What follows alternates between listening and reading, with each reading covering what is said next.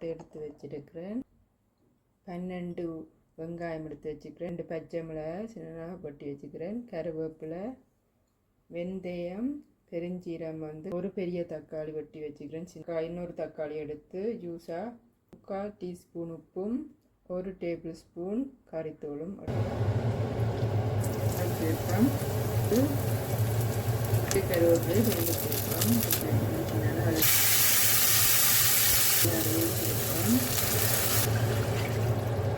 கறித்தூள் சேர்ப்போம். நிமிஷமாயிட்டு ஒரு புண்ணு செய்கிறோம்.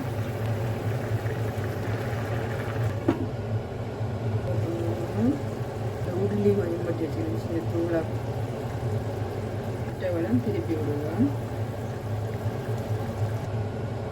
1 நிமிஷமாயிட்டு ஓப்பன் பண்ணுவோம்.